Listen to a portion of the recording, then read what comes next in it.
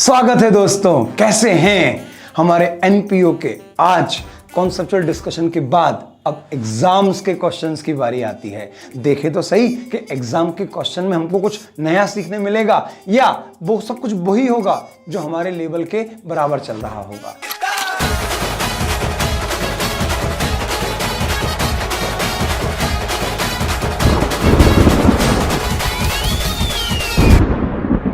तो मेरे सामने आपके एग्जाम के कुल 3 क्वेश्चंस हैं, एक मई 19 और एक नवंबर 19 और एक शायद नवंबर या मई 18 में आया है।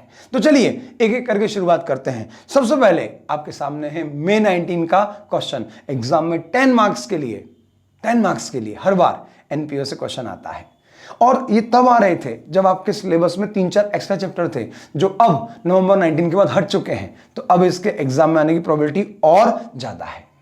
तो चलिए मालिक बिना देरदार करे पढ़ते हैं। मेरे पास दो बैलेंसेस हैं, एक है 1 अप्रैल 18 का, एक है 31 मार्च 19 का, और मुझे खाते बनाने हैं फॉर द ईयर एंडेड 31 मार्च 19। तो इसका मतलब ये मेरा हो गया क्लोजिंग और ये हो गया ओपनिंग।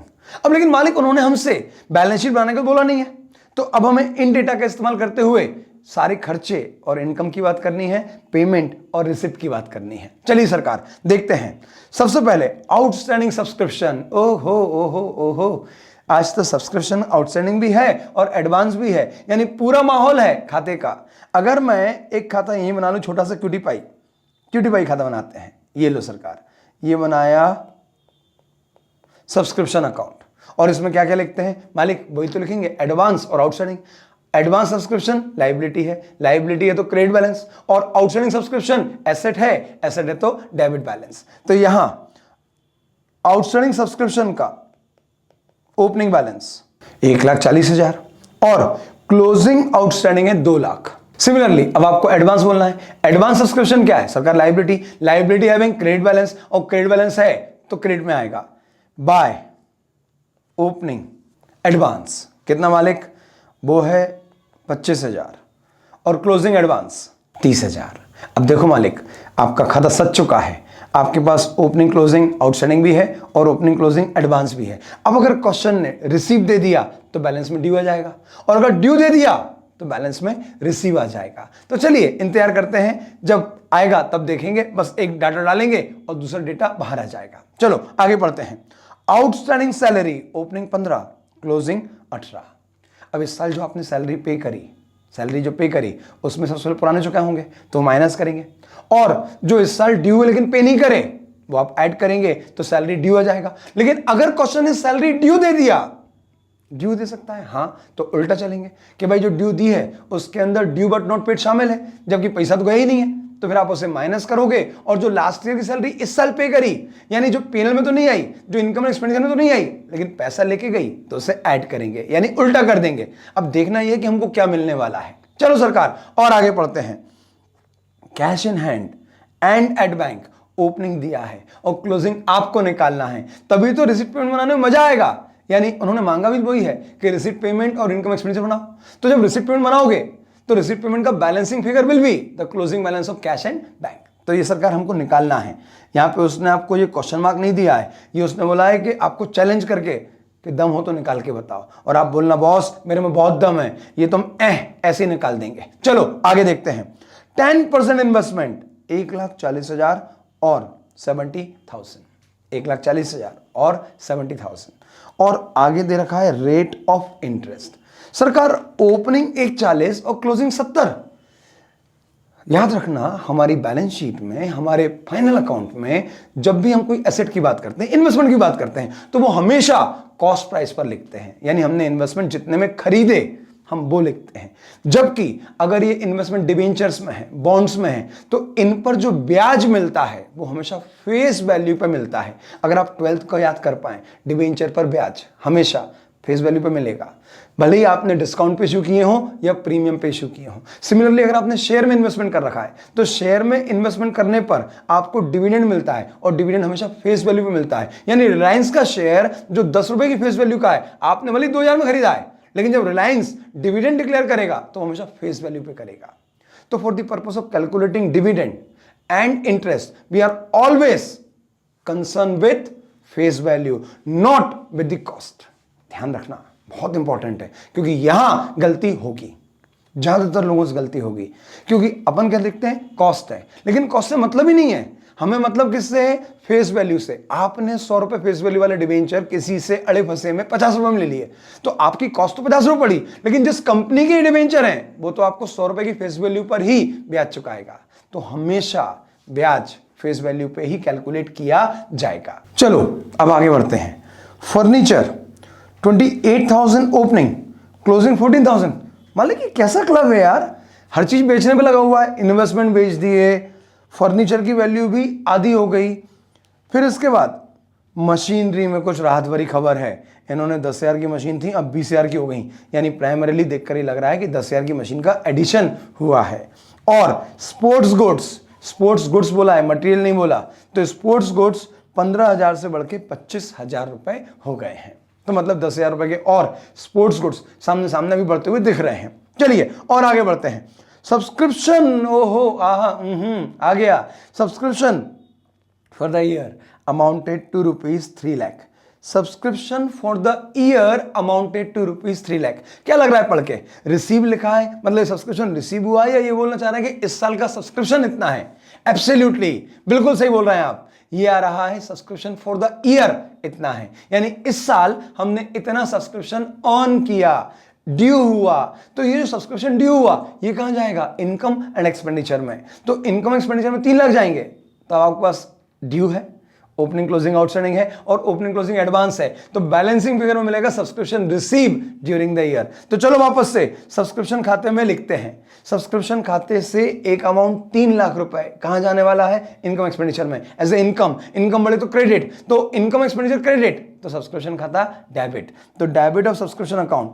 तो अब आपके सब्सक्रिप्शन अकाउंट में 5वां आइटम आ गए हैं, तो balancing figure will be subscription receive during the year. उठाओ कैलकुलेटर, चलो देखते हैं। सरकार डेबिट में है 140, डेबिट में है 3 लाख और डेबिट में है 30,000, जबकि क्रेडिट में 25,000 और 2 लाख, तो बैलेंसिंग फिगर आ रहा है 245,000, यानी 2,45,000। ये क्या है, subscription receive during the year, और ये आएगा आपके रिसिप्टेंट पेमेंट में, यानी आपके क्वेश्चन का सबसे मेजर हेड आपने पढ़ते पढ़ते निपटा लिया। क्या लिख दें, तो 2,45,000 rupees had been receive during the year. चलो सरकार, मेरी बहुत इच्छा हो रही है कि इसे हम जल्दी से अपने रिसिप्ट पेमेंट और इनकम एक्सपेंडिचर में लिख दें, क्योंकि यही तो मेरा सबसे बड़ा हेड था। चलो मैंने आपकी सुविधा के लिए थोड़ा सा पहले से फॉर्मेटिंग करके रखा है, फॉर्मेटिंग केवल, बाकी फिगर्स और सारे डेटा हम लिखेंगे आज। तो सब्सक्रिप्शन हमने लिख दिया रिसिप्ट पेमेंट के डेबिट में, और ओपनिंग बैलेंस लिख दिया 1,10,000 डेबिट में। अब सब्सक्रिप्शन जो ड्यू हुआ वो कहां जाएगा, इनकम एंड एक्सपेंडिचर में। कहां पर, हाँ बिल्कुल सही है, क्रेडिट में जाएगा। चलो देखते हैं, अब आगे बढ़ते हैं। सैलरी पेड ₹60,000, सैलरी पेड पीसा गया तो रिसिप्ट पेमेंट के क्रेडिट में, चलो लिख देते हैं। अब मालिक आपके पास सैलरी पेड है, सैलरी का ओपनिंग आउटस्टैंडिंग है और सैलरी का क्लोजिंग आउटस्टैंडिंग है, तो आप क्या करोगे, sir paid plus closing outstanding minus opening outstanding equals to salary due during the year, और ये अमाउंट आएगा आपके इनकम एंड एक्सपेंडिचर के डेबिट में। तो चलो लिखते हैं 60,000 plus closing outstanding 18,000 minus opening outstanding 15,000, ये तीनों चीजें हम इनकम एक्सपेंडिचर में ही शो कर देते हैं। चलो लिखते हैं, तो सैलरी का जो खर्चा हमने इनकम एक्सपेंडिचर में डेबिट किया that is 63,000, 60 plus 18 minus 15, 18 closing outstanding और 15 ओपनिंग आउटस्टैंडिंग। और आगे पढ़ते हैं। Face value of investment was ₹175,000। Yes, हमने ऊपर क्या पढ़ा था, इन्वेस्टमेंट एट कॉस्ट कितने, 1,40,000, यानी जिस इन्वेस्टमेंट को हमने 1,40,000 रुपए में परचेस किया उसकी फेस वैल्यू 1,75 है। अगर इंटरेस्ट कैलकुलेशन का जिम्मा आप पर सौंप दिया जाए तो याद रखिएगा, कॉस्ट पे इंटरेस्ट कैलकुलेट नहीं होगा, हमेशा इंटरेस्ट कैलकुलेट होगा फेस वैल्यू पर। चलिए देखते हैं आपके सामने क्वेश्चन क्या बोलता है। आगे क्या बोलते हैं, 50% of the investment was sold at 80% of face value. तो आधे इन्वेस्टमेंट 80% फेस वैल्यू पर बेचे गए। ओके, तो चलो आधे इन्वेस्टमेंट बेचे, पैसा आया यानी रिसिप्ट पेमेंट में डेबिट होगा, लिख देते हैं। हाँ जी, 1,75,000 के कुल फेस वैल्यू के इन्वेस्टमेंट थे, तो इसका आधा करा तो दैट कम्स टू 87,500। यानी मैंने 87,500 फेस वैल्यू के इन्वेस्टमेंट बेचे हैं, और बेचे काय में है 80% ऑफ फेस वैल्यू। तो सरकार 175 का आधा 87,500 आ गई फेस वैल्यू, इसका 80% फेस वैल्यू पर हमने बेचा, तो 87,500 इंटू 80% दैट कम्स टू 70,000। एक बात, तो 70,000 रुपए में इन्वेस्टमेंट बेचे गए हैं आधे। अब मजेदार बात क्या है सुनो, मेरे टोटल इन्वेस्टमेंट की कॉस्ट थी 140 और मैंने आधे इन्वेस्टमेंट बेचे, तो आधे इन्वेस्टमेंट जो मैंने बेचे उसकी कॉस्ट क्या है सर, 140 का आधा 70, तो 70 ही कॉस्ट थी और 70 में ही बेचे, तो there is no profit no loss on sale of investment. लेकिन मालिक आपको ये शो करना पड़ेगा, कैलकुलेशन दिखाना पड़ेगी, क्योंकि अगर ये नहीं दिखाई तो इसके 2 नंबर थे वो आपको नहीं मिलेंगे। तो चलो एक बार कैलकुलेशन शो कर देते हैं, calculation of profit oblique loss on sale of investment. हाँ जी, सेल प्रोसीड 70,000 और जो टोटल इन्वेस्टमेंट थे वो कितने थे, 140 के, आधे बेचे, तो जो आधे इन्वेस्टमेंट बेचे उसकी कॉस्ट 140 का आधा सर 70,000, बेचे भी 70 में, कॉस्ट भी 70, तो profit loss on sale of investment 0, यानी इसका कोई भी इंपैक्ट इनकम एंड एक्सपेंडिचर में नहीं आएगा। चलो सरकार और आगे बात करते हैं। Interest on investment was received ₹14,000। जो इन्वेस्टमेंट है उस पर हमको ब्याज रिसीव हुआ है 14,000। अब बहुत आराम से पहले ये समझें कि हमने इन्वेस्टमेंट बेचे कब। अगर ये इन्वेस्टमेंट आधे मैंने वर्ष के प्रारंभ में बेच दिए, तो फिर तो मुझे आधे इन्वेस्टमेंट पे ब्याज मिलेगा। अगर मैंने वर्ष के बीच में बेचे तो फिर मुझे जो आधे इन्वेस्टमेंट है उस पर साल भर का मिलेगा, और जो आधे बेचे उस पर आधे साल का मिलेगा। तो ये असम्पशन थोड़ी तकलीफ दे है। और एक तीसरी असम्पशन क्या है कि मैंने ईयर एंड पे बेचे, तो उस केस में जब मैंने बेचे उससे पहले मैंने पूरे साल भर का ब्याज अर्न किया होगा, और ब्याज हमेशा फेस वैल्यू पर ही मिलता है, ध्यान रखिएगा। तो चलो सरकार क्या माने, हम मान लेते हैं कि हमने investment at the end of the year बेचे हैं या at the beginning of the year बेचे हैं। लेकिन अगर at the beginning of the year बेचे हैं, मेरे पास पड़े हैं 1,75,000 फेस वैल्यू के इन्वेस्टमेंट। अब 1,75,000 का अगर मैं आधा करूं तो वो आएगा 87,500, और 87,500 पर 10% से जो ब्याज आता है वो सिर्फ 8750 है, जबकि मुझे मिला 14,000 है। तो सरकार ये तो मान ही नहीं सकता मैं कि at the beginning of the year investment बेचे, क्योंकि अगर ऐसा करूंगा तो फिर तो मेरा जो इन्वेस्टमेंट का कैलकुलेशन है और जो इंटरेस्ट रिसीव है वो मैच नहीं करेगा। तो अपन मानते हैं कि eight the end of the year बेचे, और अगर eight the end of the year बेचे तो उस केस में 1,75,000 का 10% होता है 17,500। 17,500 ब्याज आपका एक्रू हुआ, लेकिन रिसीव कितना हुआ है 14,000। तो सरकार अब ब्याज एक्रू हुआ 17,500, लेकिन रिसीव कितना हुआ है सिर्फ 14,000। तो इसका मतलब 3,500 का ब्याज ऐसा है जो एक्रू तो हुआ लेकिन रिसीव नहीं हुआ। कोई बात नहीं, हम इनकम एक्रूअल बेसिस बुक करते हैं, तो रिसीव पेमेंट में आएगा 14,000 का ब्याज और इनकम एक्सपेंडिचर में आएगा 17,500 का ब्याज। तो रिसीव पेमेंट के डेबिट में टू इंटरेस्ट ऑन इन्वेस्टमेंट 14,000, लेकिन इनकम एक्सपेंडिचर में जो ब्याज एक्रू होगा, ध्यान रखना बच्चों, बहुत ध्यान रखना, क्योंकि गलती हो जाती है यहाँ पर। फेस वैल्यू पर ब्याज मिलेगा, कॉस्ट पर नहीं। आपने प्रीमियम पे खरीदा हो, आपने डिस्काउंट खरीदा, कोई अंतर नहीं पड़ता कंपनी को। कंपनी हमेशा फेस वैल्यू पर ही ब्याज चुकाएगी, and the face value is 175,000, उसका 10% 17,500। अब हमने ये लिख तो दिया, आपको नीचे एक नोट भी लिखना पड़ेगा कि हमने माना कि this investment have been sold at the end of the year, therefore पूरे साल भर का ब्याज एक्रू हुआ है।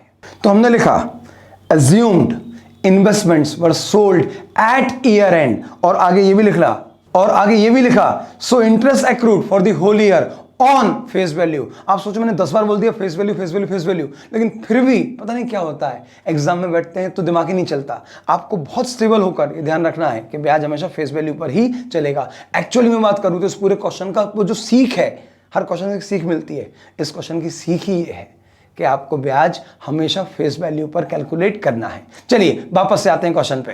अब आगे क्वेश्चन क्या बोलता है, furniture was sold for ₹8,000 at the beginning of the year. ध्यान से देखो, यहां पर फर्नीचर का ओपनिंग बैलेंस है 28 और क्लोजिंग बैलेंस है 14,000। इसका मतलब हमने 14,000 कॉस्ट का इन्वेस्टमेंट बेचा, और बेचा कितने में, सिर्फ 8,000 में। तो इन्वेस्टमेंट जो 14,000 का था वो 8 में बिका, यानी बेच के लॉस हुआ 6,000।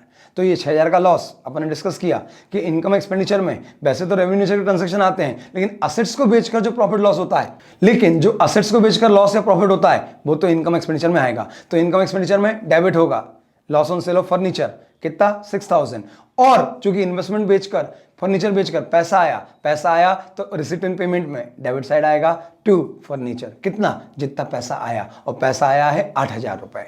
तो चलिए लिखते हैं रिसिप्ट पेमेंट में और इनकम एंड एक्सपेंडिचर में।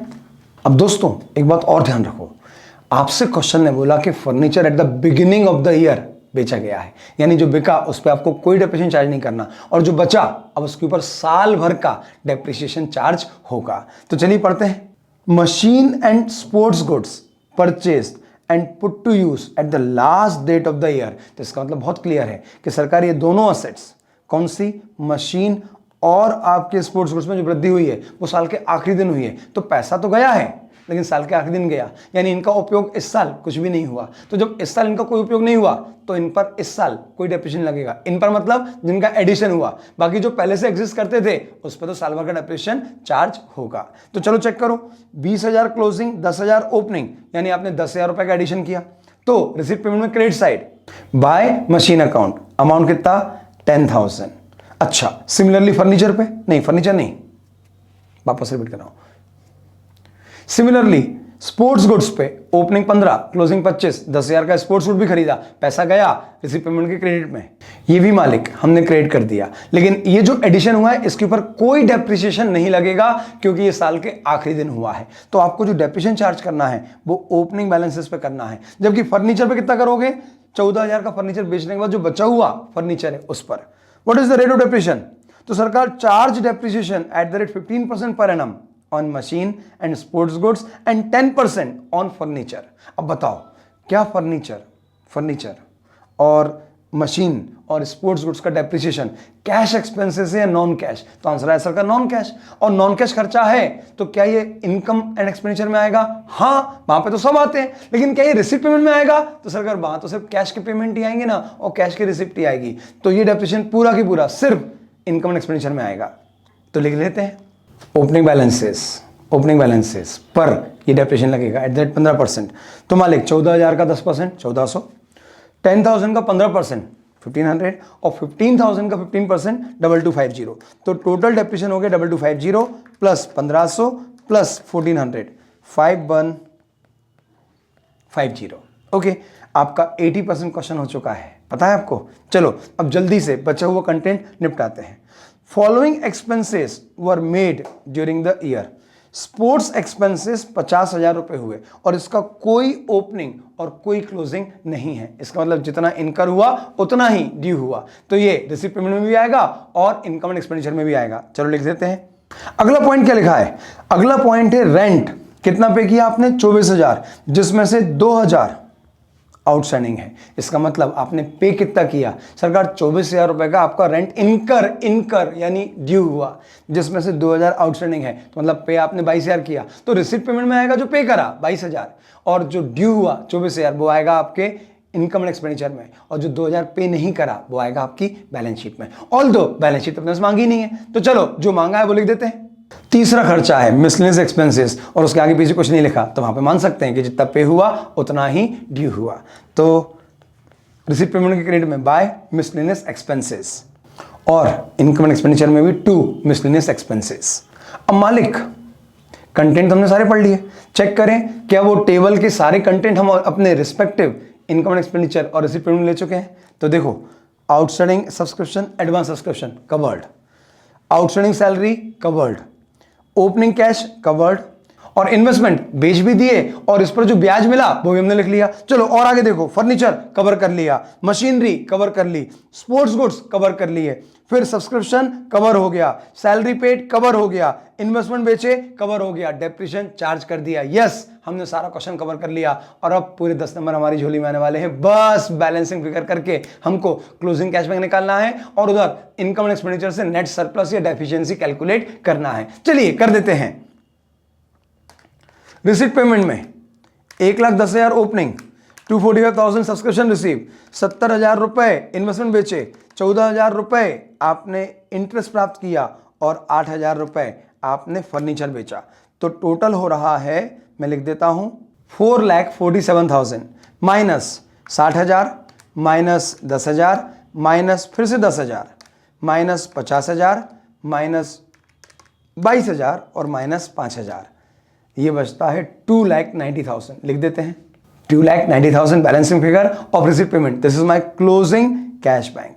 अब सिमिलरली रिसिप्ट पेमेंट के बाद इनकम एंड एक्सपेंडिचर को बैलेंस करें और यहां से निकालें क्या, इस साल हमने फाइनली कितना सरप्लस कमाया या डेफिशिएंसी इनकर की। तो मालिक 3 लाख प्लस 17,500, कुल मिला के 2 क्रेडिट हुए, तो लिख देते हैं 3,17,500 माइनस 63,000 की सैलरी, 6,000 रुपीज का loss on sale of furniture, 5150 का डेप्रिसिएशन, 50,000 रुपए का स्पोर्ट्स एक्सपेंसेस, 24,000 रुपए का किराया और 5,000 रुपए का मिसलेनियस खर्चा। तो 164,350 इज द नेट सरप्लस। और ये कहां जाएगा, बैलेंस शीट में। बैलेंस शीट में कहां जाएगा, जनरल फंड में।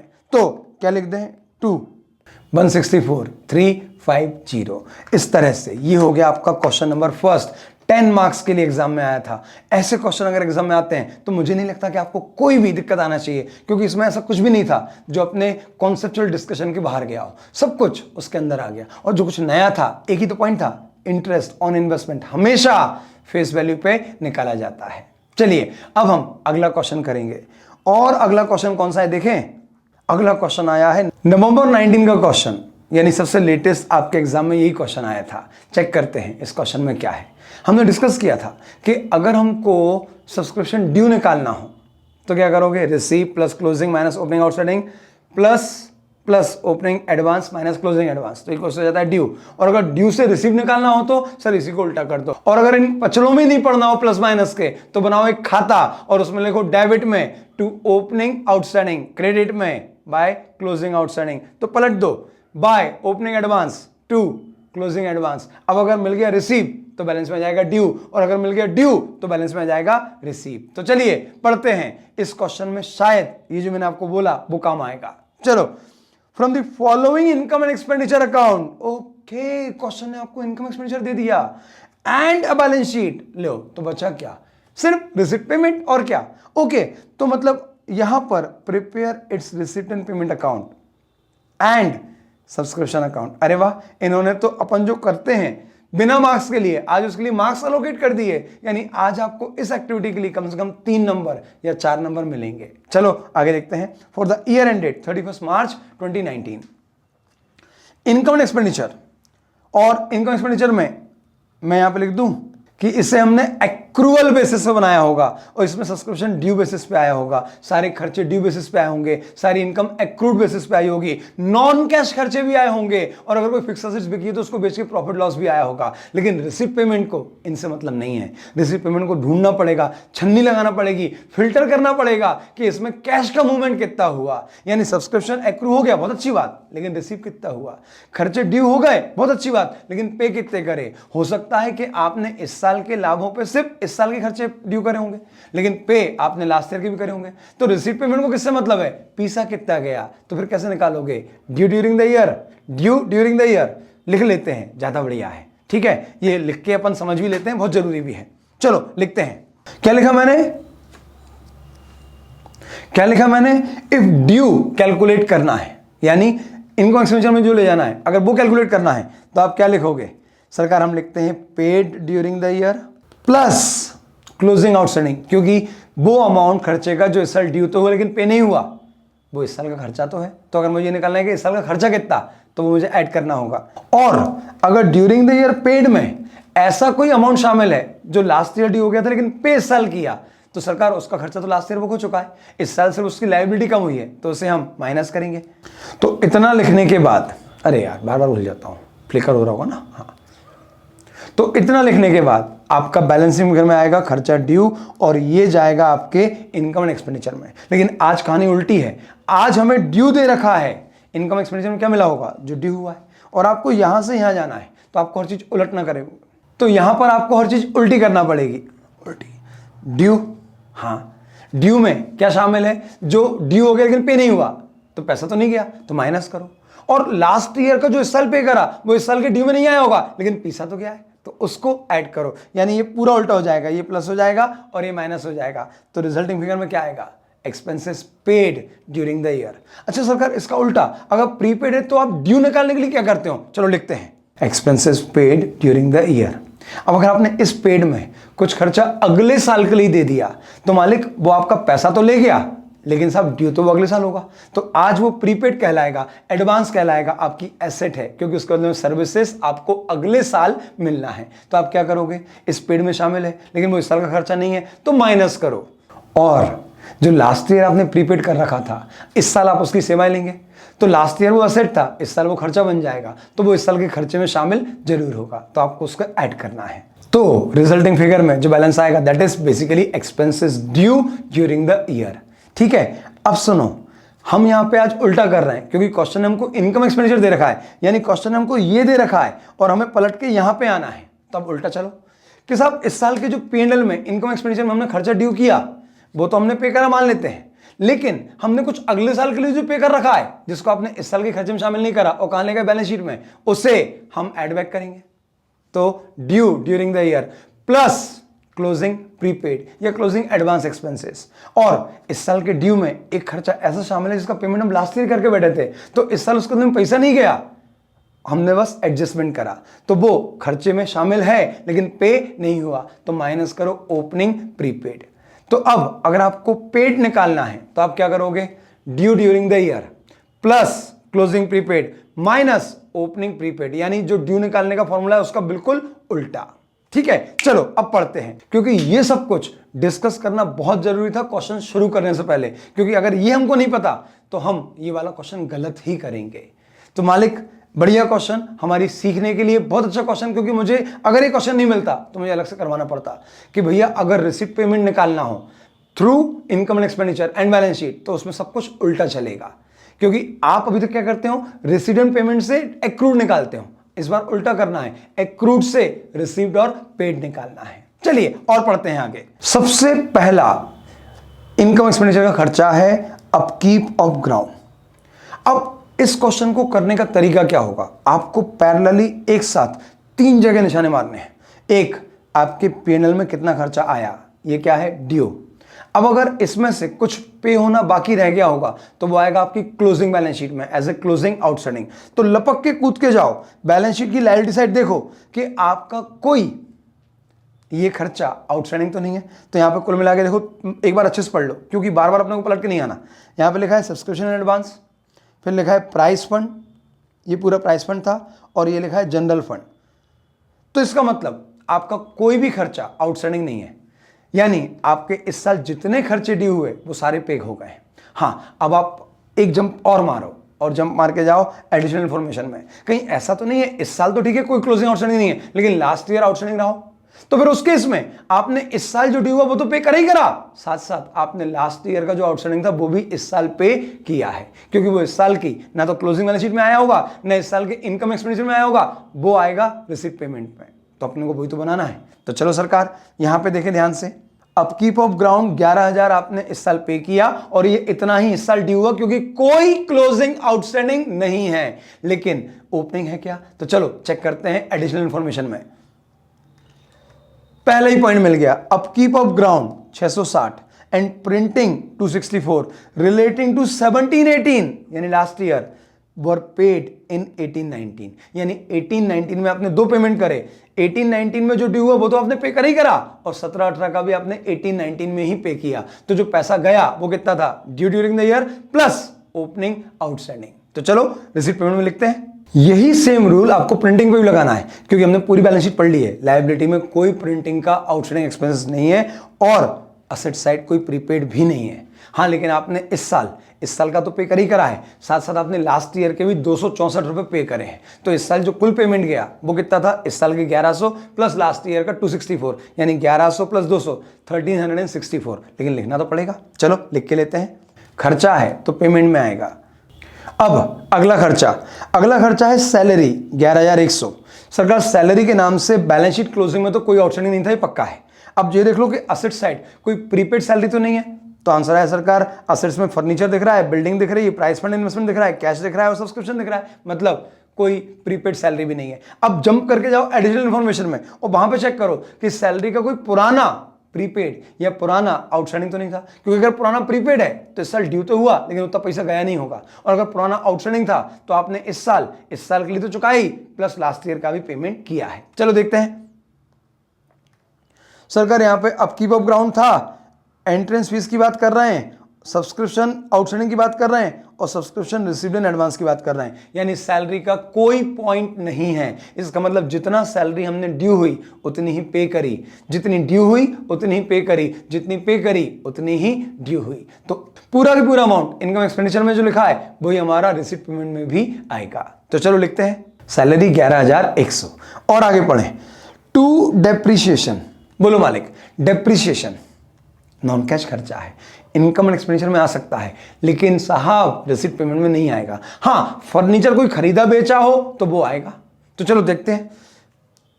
ये इस साल का डेप्रीशिएशन है, मुलाहिजा फरमाइएगा, मुलाहिजा फरमाइएगा ध्यान से। ये इस साल का डेप्रीशिएशन है, इस साल का डेप्रीशिएशन है। और इस साल का डेप्रीशिएशन लगने के बाद जो वैल्यू बचेगी वो आएगी क्लोजिंग बैलेंस शीट में, क्लोजिंग WDV। तो फर्नीचर का क्लोजिंग WDV, फर्नीचर की क्लोजिंग WDV है 9,900, यानी 9,900 is the closing WDV after charging depreciation of ₹1,100। यानी डेप्रीशिएशन लगने से पहले फर्नीचर की वैल्यू क्या है? तो सरकार 9,900 प्लस भाई, तो x माइनस 1100 इक्वल्स टू 9,900, तो 9,900 plus 1100 equals to x, that comes to 11,000। तो आपका फर्नीचर था 11,000 का। अब यहां पे एक लाइन पढ़ी थी मैंने लास्ट में,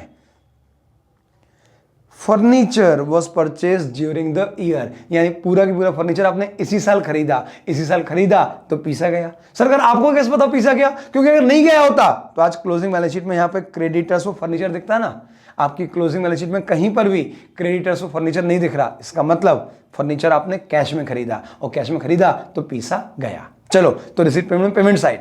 लास्ट खर्चा जो आपने इनकम एंड एक्सपेंडिचर में लिखा है वो है रेंट। और मजेदार बात यह सब पूरी बैलेंस शीट की अल्टी पल्टी मारने के बाद, एडिशनल इंफॉर्मेशन पढ़ने के बाद हमें पूरे से पता है कि रेंट के नाम से कोई एडजस्टमेंट नीचे नहीं है। ना तो रेंट आउटस्टैंडिंग है, ना प्रीपेड है, ना कोई ओपनिंग प्रीपेड और ना ही कोई ओपनिंग आउटस्टैंडिंग रेंट था। तो इसका मतलब जितना रेंट आपके इनकम एक्सपेंडिचर में लिखा है उतना ड्यू भी हुआ और उतना ही पे हुआ, या उल्टा बोले जितना पे हुआ उतना ही ड्यू हुआ। तो ये पूरा का पूरा 1660 का रेंट आपने रिसीट पेमेंट में शो करना है। तो चलो शो कर देते हैं। अब हमारा इनकम एक्सपेंडिचर का डेबिट साइड पूरा हो गया। अब चलो एक काम करते हैं, क्रेडिट साइड देखते हैं।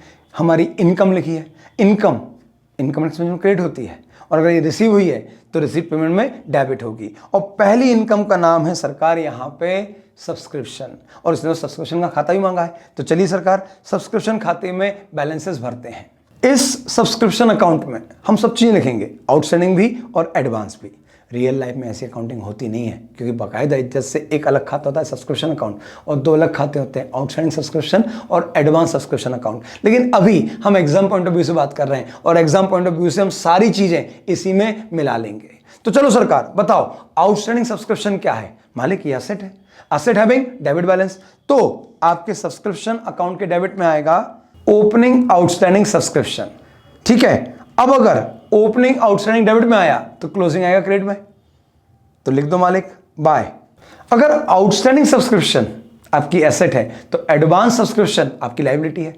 एसेट का अगर डेबिट बैलेंस तो लायबिलिटी का क्रेडिट बैलेंस। मैं कम से कम 10 बार पढ़ा चुका हूं ये चीज, और 2 बार और पढ़ाऊंगा, 10 बार और पढ़ाऊंगा, कोई दिक्कत नहीं है। बस एग्जाम में आप सही करके आना, पूरे 10 में से 10 लाना तो मजा आ जाएगा।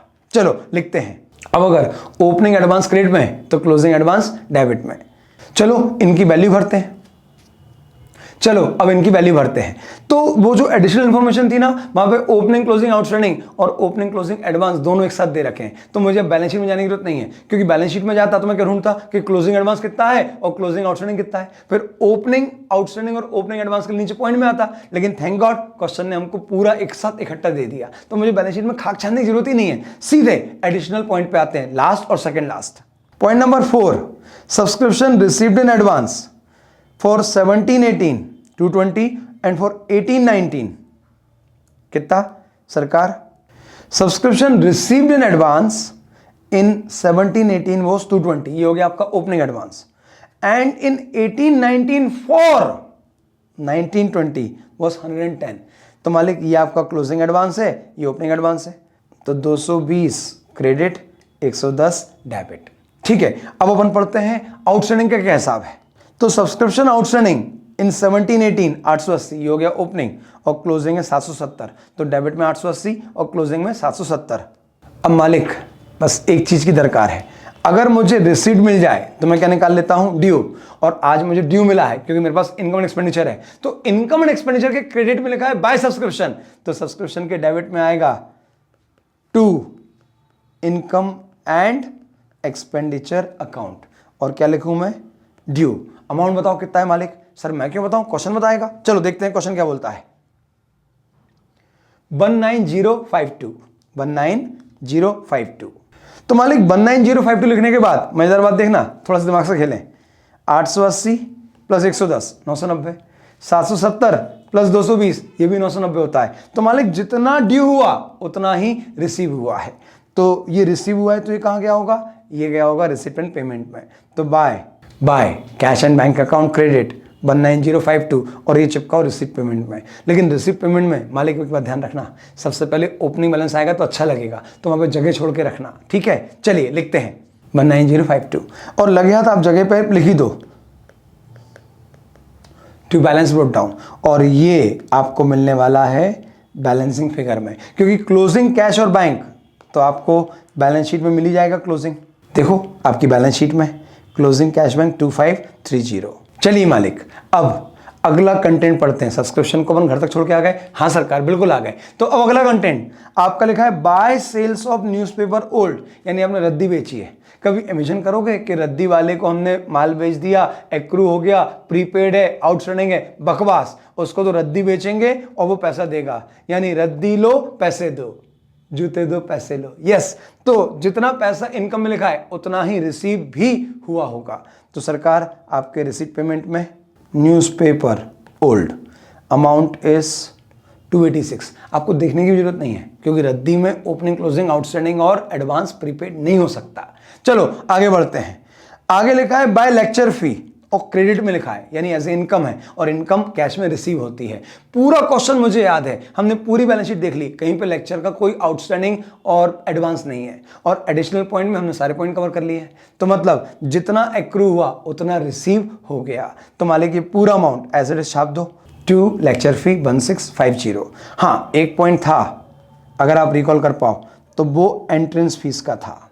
आपके इनकम एंड एक्सपेंडिचर में एंट्रेंस फीस लिखी है 2145 और आपकी बैलेंस शीट में जनरल फंड के साथ एंट्रेंस फीस लिखी है 715। इसका मतलब वो जो तीसरा कॉन्सेप्ट आता है कि partial entrance fees had been capitalized and partial had been considered as revenue. तो जो रेवेन्यू माना वो कहां गया, इनकम एंड एक्सपेंडिचर में, और जिसको कैपिटल माना वो कहां गया, बैलेंस शीट में जनरल फंड के साथ। तो अगर इन दोनों को जोड़ लूं तो क्या जाएगा, टोटल एंट्रेंस फीस रिसीव। और रिसीव पेमेंट को कोई अंतर नहीं पड़ता, कोई परहेज नहीं है, वो कोई भेदभाव नहीं रखता, सबका मालिक एक। वो बोलता है चाहे कैपिटल हो या रिसिप्ट हो आन दो, और जो पैसा जा रहा है जान दो, चाहे फिर वो कैपिटल हो या रेवेन्यू। तो मालिक आपने अपने इनकम एंड एक्सपेंडिचर में 2145 ऐसे रेवेन्यू बुक किया है, और एंट्रेंस फीस में एक बात ध्यान रखना, कोई आउटस्टैंडिंग हो नहीं सकता। एक नया मेंबर आया है, वो बोले मुझे मेंबर बना लो और पैसे बाद में ले लेना, ऐसा होता ही नहीं है। मेंबर बनना है तो पहले भैया लक्ष्मी दे, उसके बाद ही तुझे मेंबर बनने का मौका मिलेगा। तो एंट्रेंस फीस में कोई आउटस्टैंडिंग हो ही नहीं सकता। एक बार एडवांस हो सकता है, जैसे बड़े बड़े क्लब हैं तो वो क्या बोलते हैं, तुझे मेंबर बनना है पैसे देके चला जा, जब बॉन्ड खुलेंगी, जब मेंबरशिप खुलेगी तब तुझे हम प्रिविलेज देंगे। तो एडवांस हो सकता है लेकिन आउटस्टैंडिंग कभी भी नहीं होगा। तो 2145 आपने रेवेन्यू माना और 715 आपने कैपिटल नेचर का माना, तो यानी आपको जो टोटल सब्सक्रिप्शन मिला वो 2860 था। हालांकि आपके क्वेश्चन में पॉइंट नंबर बी में लिखा भी था कि 1/4 ऑफ द एंट्रेंस फीस, हालांकि आपके एडिशनल इंफॉर्मेशन के पॉइंट नंबर 2 में लिखा भी था कि 1/4 of the entrance fees had been capitalized and transferred to general fund. उस केस में अगर क्वेश्चन ये लाइन नहीं भी देता तो भी आप सिर्फ इनकम एंड एक्सपेंडिचर और बैलेंस शीट को ध्यान से देखने पर ये अमाउंट निकाल सकते थे। तो अगर ये नहीं भी दिया होता तो भी निकाल लेते, और दे रखा है तो थैंक यू बोलो और आगे बढ़ जाओ। तो मालिक कुल मिला के कितना अमाउंट आया था, 715 1/4 के बराबर है तो इंटू 4 कर दो, तो 2860 had been received as entrance donation. तो चलो मालिक लिखते हैं। अब इसके बाद अगला कंटेंट लिखा है आपका बाय मिसलेनियस इनकम, और मिसलेनियस इनकम जितनी एक्रू होती है उतनी रिसीव होती है, या उल्टा बोलूं जितनी रिसीव होती है उतनी ही एक्रू होती है। अब मिसलेनियस इनकम का मतलब ये है कि जिसका हेड ही नहीं पता, मतलब वो पैसा आ गया, बस वो मिसलेनियसली बोल दिया कि यार इधर छुटपुट तरीके से आ गया। जैसे मान लो बाहर पेटी लगी थी दान दक्षिणा की, लोग बाहर डोनेशन डाल के चले गए, ये वो पैसा आ गया। क्योंकि अमाउंट इतना बड़ा भी नहीं था कि आप उसको डोनेशन बोल पाते, बोले मिसलेनियस। तो मालिक ये जितना इनकम में लिखा है उतना ही एक्चुअली रिसीव भी हुआ है, क्योंकि इसका कोई भी पॉइंट हमारी बैलेंस शीट में और हमारे एडिशनल इंफॉर्मेशन में नहीं था। तो चलो मालिक लिख देते हैं टू मिसलेनियस इनकम 440 और आपका सरकार इनकम एंड एक्सपेंडिचर सब हो गया। क्योंकि जो बैलेंसिंग फिगर है वो तो प्रॉफिट और लॉस है और वो तो बुक एंट्री है, रिसीव पेमेंट थोड़ी आती है। ये कहाँ जाता है? जनरल फंड में। अगर प्रॉफिट है तो ऐड हो जाता है और नुकसान है तो लेस हो जाता है। तो this is the book entry, हमें इससे कोई अंतर नहीं पड़ता। तो मालिक हमने अपना पूरा इनकम एक्सपेंडिचर तो चेक कर लिया, खंगाल लिया, उसका जो जो कंटेंट रिसीट पेमेंट में आ सकता था वो लिख लिया। अब अपन ध्यान से देखते हैं बैलेंस शीट, कि बैलेंस शीट में कोई कंटेंट तो ऐसा नहीं है जो रिसीट पेमेंट में आने लायक हो।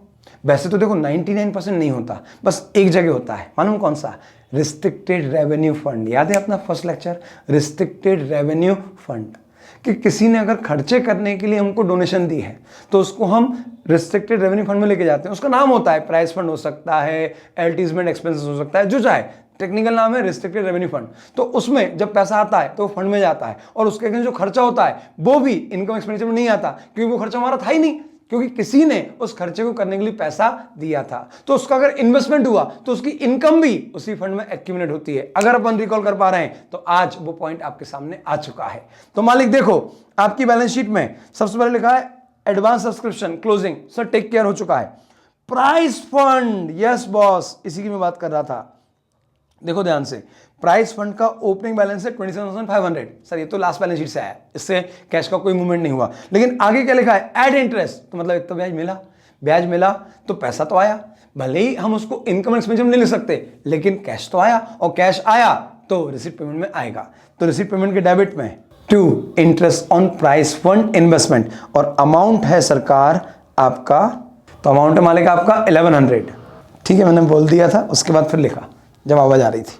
अब मालिक प्राइस फंड बना है प्राइस बांटने के लिए, ब्याज तो आ गया, प्राइस भी तो बांटोगे। हाँ सरकार, हमने ड्यूरिंग द ईयर प्राइस बांटी है 2200 रुपए की। तो प्राइस बांटने में साहब पैसा लगता है, फ्री में प्राइस नहीं बढ़ती। इनाम फ्री में बढ़ जाते हैं क्या? इनाम बांट रहे हो, पैसा जाएगा।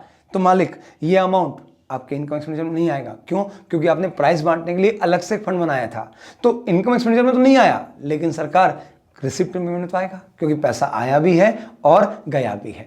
तो प्राइस डिस्ट्रीब्यूटेड या प्राइस एक्सपेंसेस, और अमाउंट है 2200। अब देखते हैं बैलेंस शीट में कुछ और बचा है क्या। तो मालिक देखो, general fund opening balance book entry है, डेफिसिट इस साल जो हुआ वो इनकम एक्सपेंडिचर से है, सरकार ये भी बुक एंट्री है, इसमें कैश का कोई मूवमेंट नहीं है। और जो एंट्रेंस डोनेशन कैपिटलाइज हुआ था वो हमने ऑलरेडी रिसिप्ट में लिख लिया है, यानी लायबिलिटी साइड खत्म। अब असेट साइड आओ। फर्नीचर पूरा साल खरीदा, हम पेमेंट साइड ऑलरेडी दिखा चुके हैं। ग्राउंड एंड बिल्डिंग, सरकार ग्राउंड एंड बिल्डिंग, इसके बारे में पूरे क्वेश्चन में कोई सूचना नहीं थी, इवन डेप्रिसिएशन की इंफॉर्मेशन भी नहीं थी। तो इसका मतलब ये जितना ओपनिंग था उतना ही क्लोजिंग है। इस साल कोई एडिशन नहीं हुआ, क्योंकि अगर एडिशन होता तो क्वेश्चन मुझे बताता। मुझे सपने नहीं आ सकते फिक्स असेट्स के मूवमेंट के बारे में, तो फिक्स असेट्स का मूवमेंट हमेशा क्वेश्चन बताएगा। जैसे यहां बताया था कि फर्नीचर ड्यूरिंग द ईयर ही खरीदा गया है, बिल्कुल ऐसे लिखते अगर कोई बिकता या खरीदते तो। चलो और आगे देखते हैं। प्राइस फंड इन्वेस्टमेंट, क्वेश्चन में कुछ नहीं बोला तो हमें कोई अंतर नहीं पड़ रहा। कैश इन हैंड सर लिख चुके हैं, और सब्सक्रिप्शन क्लोजिंग आउटस्टैंडिंग हम ऑलरेडी सब्सक्रिप्शन खाते में इनकॉर्पोरेट करके सब्सक्रिप्शन रिसीव कैलकुलेट कर चुके हैं। तो मालिक मालिक मालिक पूरा क्वेश्चन कंप्लीट हो चुका है। एडिशनल इंफॉर्मेशन पढ़ लो, वहां तो कुछ नहीं छूटा, सब जगह एक बार ठोक बजा के अच्छे से, क्योंकि 10 नंबर का सवाल है बाबा। तो अब कीप अप ग्राउंड 660 कवर, 264 का printing cover, entrance fees cover, subscription outstanding cover, advance subscription cover, और फर्नीचर परचेज भी कवर, यानी कुल मिला के इसकी कवर खोद दो, सब आ चुका है। तो मालिक अब मेरे पास रिसीट पेमेंट का, तो मालिक मेरे पास रिसीट पेमेंट का क्लोजिंग है, पेमेंट है और रिसिप्ट है। बैलेंसिंग फिगर में आएगा opening balance of receipt and payment account, यानी opening balance of cash bank, और जैसे ही वो आया आपके 10 नंबर ठप्पे के साथ पूरे हो गए। तो चलो उठाओ कैलकुलेटर और जल्दी से ये बैलेंस निकाल मारो। तो क्लोजिंग है, अच्छा क्रेडिट ज्यादा होगा, डेबिट कम होगा, तभी तो बैलेंसिंग फिगर डेबिट में आएगा ओपनिंग बैलेंस। इतना दिमाग लॉजिकली लगाना। तो 2530 closing plus 2200 plus 1660 plus 11000 plus 11100 plus 1364 plus 11660, तो क्रेडिट साइड का टोटल है 41514। अब इसमें माइनस कर देते हैं डेबिट की रिसीट्स, तो बैलेंस में आ जाएगा आपका ओपनिंग बैलेंस। तो minus 1100 minus 440 minus 2860 minus 1650 minus 286 और माइनस 19052। तो ये आता है सरकार 16126। छाप दो सरकार, आपके 10 नंबर छप रहे हैं एक्चुअली। यस, ये अमाउंट लिखा 16। तो चलो सरकार, फाइनली बैलेंसिंग फिगर आ गया 16126 और ये क्वेश्चन हो गया समाप्त। आज हमने इस वीडियो में एग्जाम के 2 क्वेश्चन करे, नवंबर 19 और मई 19। तो हमें इससे समझ में आ चुका है कि एग्जाम का लेवल बहुत बेसिक लेवल का है, यानी अगर आपने अपने आप को कॉन्सेप्चुअली स्ट्रांग रखा और किसी भी डेटा को उठा के घर तक छोड़कर आए तो आपको 10 में से पूरे 10 मिलेंगे। इसमें रिकैप करवाने लायक बहुत ज्यादा कुछ था नहीं। जो एक चीज थी वो यही थी कि इन्वेस्टमेंट पे ब्याज हमेशा फेस वैल्यू पे मिलता है। फिर भले ही आप बेचते समय कॉस्ट चेक करोगे कि बेच के प्रॉफिट हुआ लॉस हुआ, वो कॉस्ट पे होगा, लेकिन याद रखने लायक एक ही चीज थी इस पूरे लेक्चर में, और वो थी कि जब भी इन्वेस्टमेंट की बात करोगे तो ब्याज हमेशा फेस वैल्यू पे मिलेगा। आपकी कॉस्ट ऑफ परचेज उसकी फेस वैल्यू से ज्यादा या कम हो सकती है। और इसके अलावा अगर कुछ पढ़ने लायक था तो वो था कि अगर इनकम एक्सपेंडिचर दिया है तो वो जो फॉर्मूला आप ड्यू का निकालते हैं उसको पलट दो तो आपको उससे रिसिप्ट या पेमेंट मिल जाएगा। तो चलिए मालिक, हम मिलते हैं अगले लेक्चर में with further more question of examination and the latest RTPs issued by the ICI. तो तब तक के लिए bye bye, take care, love you.